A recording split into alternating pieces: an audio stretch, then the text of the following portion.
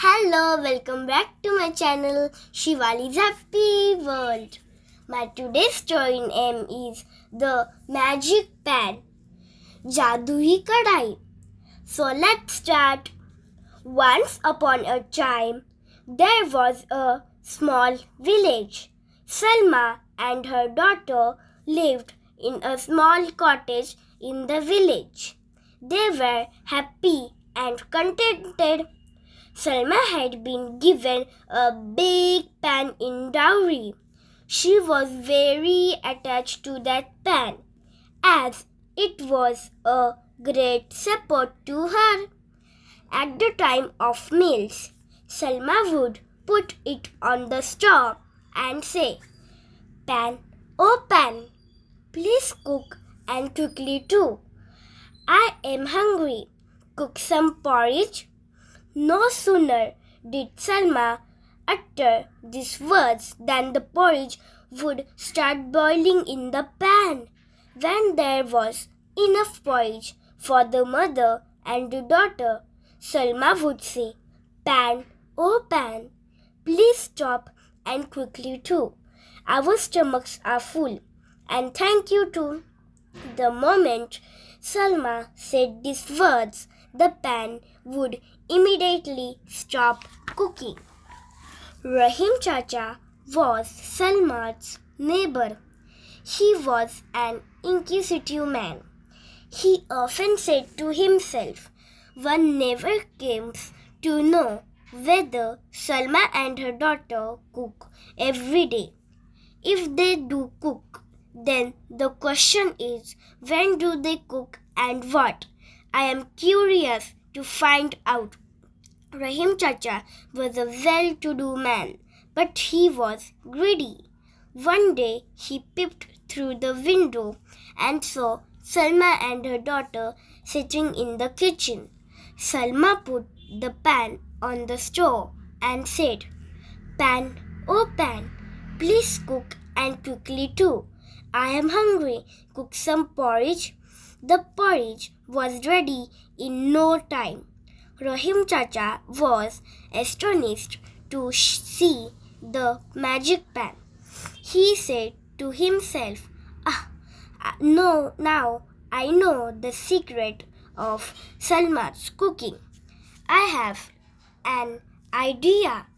I will steal this magic pan when Salma and her daughter go out." The next day, when Salma and her daughter went out, Rahim Chacha crept into their house and stole the pan. He went into his kitchen, put the pan on the stove, and said, "Pan, oh pan, please cook and quickly too. I am hungry. Cook some porridge." The porridge started boiling in the pan. Soon the pan was filled with porridge.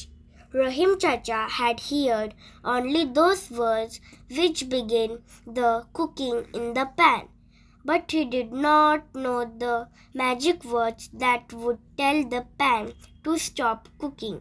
So he said, "All right, enough, enough. Please stop cooking." But how would the pan stop cooking? The porridge began to overflow and spill out of the pan. The whole kitchen was filled with porridge. Then it spread all over the house, then the street. There was porridge everywhere. The whole village was flooded with the porridge. Rahim Chacha was alarmed. He ran helter-skelter, shouting for help. "Please, somebody help me. Somebody please come and say something to this pan. The whole village will be drowned in the porridge. The crows will swarm the village to eat it." But the porridge continued to boil and overflow. Meanwhile, Salma and her daughter came home. When Salma saw the streets and her house filled with porridge, she understood what must have happened.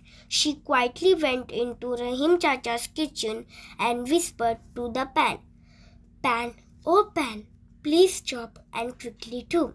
Our stomachs are full and thank you too. The pan stopped cooking. Rahim Chacha said to Salma, Salma, please forgive me. I had become greedy, so I stole your pan. Now I want neither this pan nor the porridge. Please pardon me for my offense. Rahim Chacha had not heard the words which Salma whispered to the pan to stop cooking.